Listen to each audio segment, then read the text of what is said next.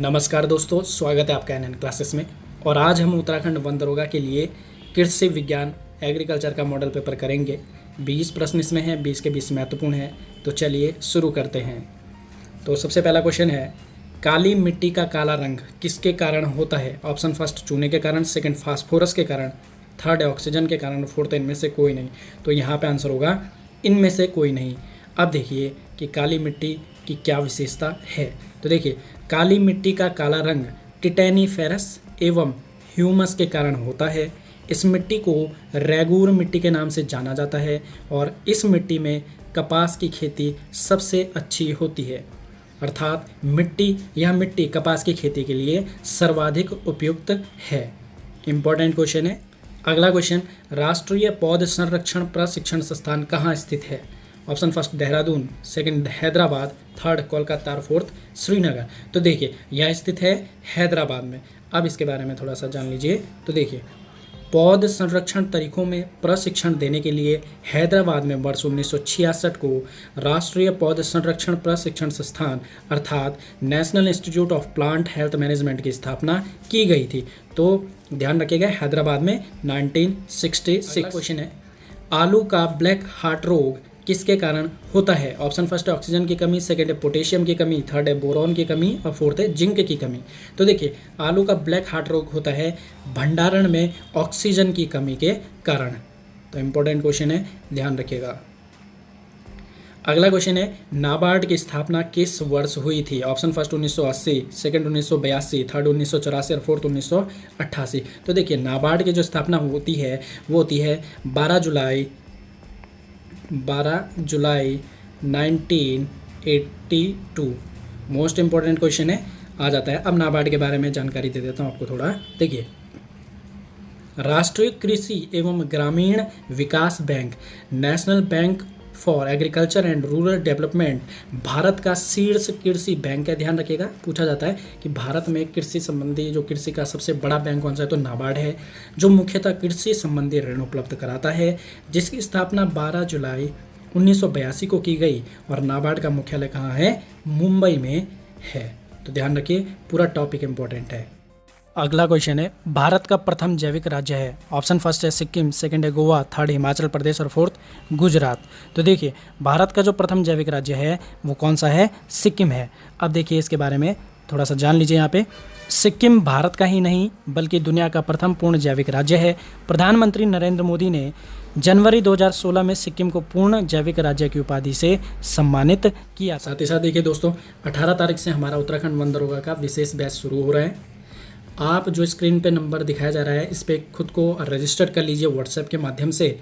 और जितने रजिस्टर्ड हो चुके हैं उनको कल के बाद से मैसेज आने शुरू हो जाएंगे रजिस्ट्रेशन के आगे प्रोसेस के लिए। तो जो भी लोग करना चाह रहे हैं, क्योंकि यही हफ्ता है, इसके बाद रजिस्ट्रेशन क्लोज हो जाएंगे, क्योंकि हमारे पास रजिस्ट्रेशन आ चुके हैं और आपकी क्लास जल्द से जल्द शुरू हो जाएगी।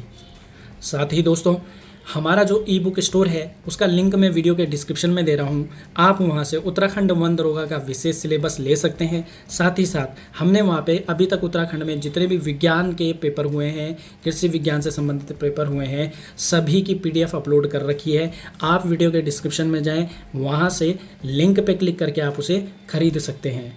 क्योंकि देखिए, उत्तराखंड में कोई भी एग्ज़ाम हो, प्रीवियस ईयर से हमेशा क्वेश्चंस आते हैं और उस PDF में 1050 से ज़्यादा क्वेश्चन हैं, जो कि मोस्ट इंपॉर्टेंट है, पिछले पेपरों में आ चुके हैं। तो आप उन्हें खरीद सकते हो। मात्र और मात्र 35 रुपये इसका मूल्य रखा गया है। या फिर जो व्हाट्सएप नंबर ये दिखाया जा रहा है, इस पर आप मैसेज कीजिए, आपको PDF शेयर कर दी जाएगी।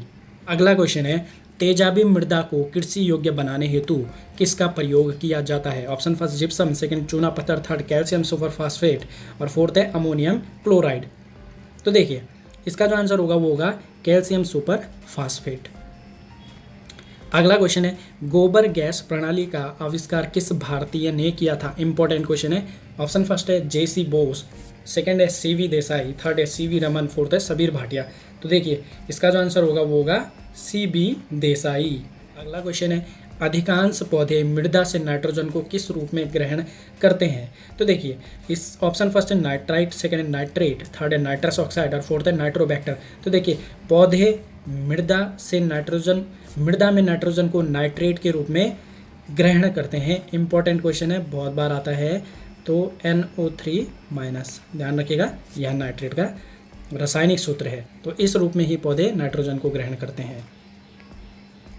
अगला क्वेश्चन है, नील हरित शैवाल द्वारा नाइट्रोजन का स्थिरीकरण किस कोशिका के द्वारा किया जाता है? ऑप्शन फर्स्ट है नॉस्टॉक, सेकंड है एनाबिना, थर्ड है क्लाथ्रिक्स और फोर्थ है हेटेरोसिस्ट। तो देखिए, नील हरित शैवाल अपनी एक विशेष प्रकार की कोशिका जिसे कहते हैं हेटेरोसिस्ट के माध्यम से नाइट्रोजन स्थिरीकरण करते हैं।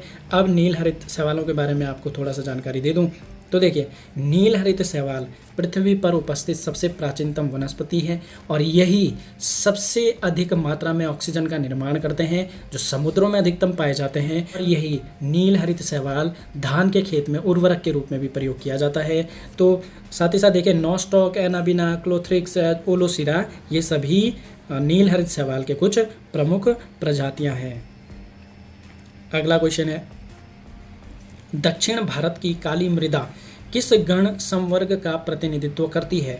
ऑप्शन फर्स्ट है एंटीसॉल, सेकंड है इंसेप्टिसॉल, थर्ड है वर्टिसॉल और फोर्थ है एरिडीसॉल। तो देखिए, दक्षिण भारत की जो काली मृदाएं हैं वो वर्टिसॉल गण संवर्ग का प्रतिनिधित्व करती हैं। अब देखिए, तो हम यहाँ पे जान लेते हैं कि मृदा का वर्गीकरण कैसे किया गया है। तो देखिए, मृदाओं के वर्गीकरण की वैज्ञानिक पद्धति को 7वां सन्निकटन नाम दिया गया है। इस वर्गीकरण के 6 संवर्ग होते हैं और जो है गण, उपगण, बड़ा समूह, उपसमूह, कुल और श्रेणी। अब पूरे भारत की मृदाएं इसमें किस तरह से विभाजित की गई है, देखिए, गण संवर्ग को 11 भागों में विभक्त किया गया है। एंटीसॉल, इंसेप्टिसॉल, मोलिसॉल, एल्फिसॉल, अल्टीसॉल, ऑक्सीसॉल, वर्टिसॉल, एरिडीसॉल, स्पोडोसॉल, इप्टोसॉल और एंडीसॉल।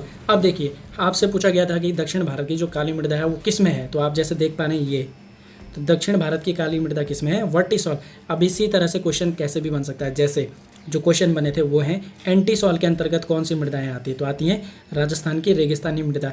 एक क्वेश्चन आया था हिप्टोसॉल के अंतर्गत कौन आते हैं, तो पीट तथा दलदलीय मृदाएं। तो ध्यान रखिएगा, इसको आपको ध्यान रखना है। साथ ही साथ बन सकता है गंगा सिंधु का मैदान किसके अंतर्गत है, तो इंसेप्टिसॉल। तो इस तरह से क्वेश्चन इसमें बनते हैं, ध्यान रखिए। अगला क्वेश्चन है, मृदा स्वास्थ्य कार्ड योजना की शुरुआत कब हुई? ऑप्शन फर्स्ट है 2014, सेकंड है 2015, थर्ड है 2016 और फोर्थ है 2017। तो देखिए, इसकी शुरुआत होती है 2015 को। अब इसके बारे में जानकारी देख लीजिए।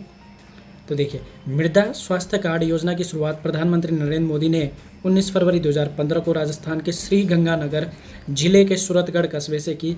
इस योजना का उद्देश्य पोषक तत्वों और उर्वरकों के उचित उपयोग से उत्पादकता में सुधार लाकर किसानों की मदद करना है और यह मेंस में भी काम आ सकता है। अगर आप यूपीएससी की तैयारी कर रहे हैं उसमें भी मेंस में इस तरह के क्वेश्चन आ जाते हैं। अगला क्वेश्चन है, मृदा से नाइट्रेट का लुप्त होना क्या कहलाता है? ऑप्शन फर्स्ट है नाइट्रीकरण, सेकंड है विनाइट्रीकरण, थर्ड है नाइट्रोजन स्थिरीकरण और फोर्थ है इनमें से कोई नहीं। तो मृदा से नाइट्रेट का लुप्त होना कहलाता है विनाइट्रीकरण। अब देखिए, विनाइट्रीकरण क्या होता है,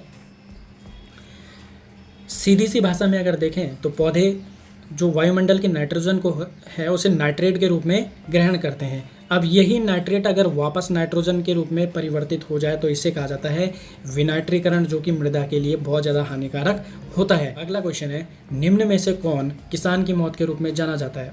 ऑप्शन फर्स्ट है अपस्फरण, सेकंड है परत क्षरण, थर्ड है भूस्खलन क्षरण, फोर्थ है अवनालिका क्षरण। तो देखिए, इसका जो आंसर होगा वो होगा परत क्षरण। अब ये क्या होता है, देखिए,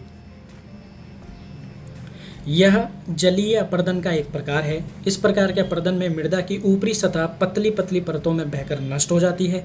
यह क्षरण मृदा उर्वरता का अधिकतम ह्रास करता है, जिस कारण इस अपर्दन को किसान की मौत की संज्ञा दी जाती है। कहने का मतलब है, जो क्रस्ट होती है इसी में ही सारे मिनरल्स होते हैं आवश्यक, फास्फोरस, पोटास, नाइट्रोजन। अब नदी अपर्दन या कोई भी अपर्दन हो, जलीय अपर्दन किसी भी प्रकार का भी हो, उसकी वजह से अगर ये बह जाए ये परत, तो फिर जितने भी उर्वरकता क्षमता होती है मृदा की वो खत्म हो जाती है। इसलिए इसे क्या कहते हैं, किसान की मौत कहा जाता है। अगला क्वेश्चन है, विश्व मृदा दिवस मनाया जाता है? ऑप्शन फर्स्ट है 5 दिसंबर, सेकंड है 22 नवंबर, थर्ड है 26 दिसंबर और फोर्थ है 5 अक्टूबर। तो विश्व मृदा दिवस मनाया जाता है 5 दिसंबर को। अब इसके बारे में मैं आपको थोड़ा सा जानकारी दे दूं। देखिए, 20 दिसंबर 2013 को संयुक्त राष्ट्र के खाद्य एवं कृषि संगठन ने 5 दिसंबर को प्रतिवर्ष विश्व मृदा दिवस मनाने की पेशकश की थी, जिसे संयुक्त राष्ट्र के द्वारा अपनाया गया। संयुक्त राष्ट्र महासभा ने इसी संकल्प के माध्यम से 2015 को अंतर्राष्ट्रीय मृदा वर्ष के रूप में मनाने की घोषणा की, यानी कि वर्ल्ड सॉइल डे के रूप में मनाने की घोषणा की। अगला क्वेश्चन, भारतीय मृदा में सामान्यतः किस तत्व का अभाव पाया जाता है? ऑप्शन फर्स्ट है calcium, second sulphur, third potassium, fourth है नाइट्रोजन। तो देखिए इसका जो आंसर होगा वो होगा नाइट्रोजन। अगला क्वेश्चन है, काली मिट्टी में किस पोषक तत्व की कमी होती है? ऑप्शन फर्स्ट है लोहा, सेकंड पोटास, थर्ड नाइट्रोजन एवं फास्फोरस और फोर्थ है चूना। तो काली मिट्टी में नाइट्रोजन एवं फास्फोरस की कमी होती है, ध्यान रखिएगा।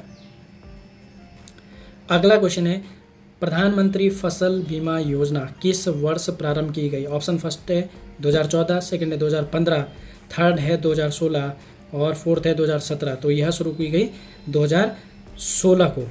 अब देखिए, किसानों की फसल के संबंध में अनिश्चितताओं को दूर करने के लिए नरेंद्र मोदी की कैबिनेट ने 13 जनवरी 2016 को प्रधानमंत्री फसल बीमा योजना को मंजूरी दी और 1 अप्रैल 2016 से इसे लागू किया गया। तो ध्यान रखिएगा 1 अप्रैल 2016, तो डेट नहीं आएगी लेकिन साल आ सकता है, तो आपको क्या ध्यान रखना है 2016। अगला क्वेश्चन मोस्ट इंपोर्टेंट आ चुका है, उद्यान विभाग की जो शाखा 2 थी उसमें ये क्वेश्चन आया था। तो देखिए, भारत में राष्ट्रीय बागवानी मिशन प्रारंभ की गई। ऑप्शन फर्स्ट है 2002-3, सेकंड है 5-6, थर्ड है 8-9 और फोर्थ है 1999 और 2000। तो देखिए, राष्ट्रीय बागवानी मिशन जो है यह 2005-6 में चलाई गई और ये वस्तुतः शुरू हुई मई 2005 को। और इसमें एक अन्य चीज़ आती है कि भाई कौन सी पंचवर्षीय योजना में ये शुरू हुई थी? तो 10वीं पंचवर्षीय योजना में ये शुरू हुई थी। इंपॉर्टेंट क्वेश्चन है, नेशनल हॉर्टिकल्चर मिशन। अगला है मोस्ट इंपोर्टेंट, ड्रिप सिंचाई पद्धति का जन्म स्थान कहाँ माना जाता है? ऑप्शन फर्स्ट है इंग्लैंड, सेकंड है इजराइल, थर्ड है जर्मनी, फोर्थ है चीन। तो देखिए, ड्रिप सिंचाई पद्धति का जन्म स्थान माना जाता है इजराइल। अब इसके बारे में मैं आपको थोड़ा सा जानकारी दे दूं जो कि मोस्ट इंपॉर्टेंट है। देखिए, ड्रिप सिंचाई पद्धति का आविष्कार इजरायली इंजीनियर सिमका ब्लॉग ने की और इन्होंने वर्ष 1964 में सिंचाई की इस तकनीक का आविष्कार किया था। इस विधि में पानी को पौधों की जड़ों पर बूंद बूंद करके टपकाया जाता है। कहने का मतलब है कम पानी है और आपको सिंचाई भी करनी है तो आपको ड्रिप सिंचाई पद्धति का उपयोग करना होगा। भारत में भी ये प्रयोग की जा रही है और दुबई जैसे शहरों में भी इसी विधि से ही आप सिंचाई जो है की जाती है, क्योंकि वहाँ पानी की कमी है। इस वजह से प्रत्येक बूंद को पौधे तक पहुँचाया जाता है और इसे ही कहते हैं ड्रिप सिंचाई पद्धति। और आज का लास्ट प्रश्न है, कृषि लागत एवं मूल्य आयोग की स्थापना किस वर्ष की गई?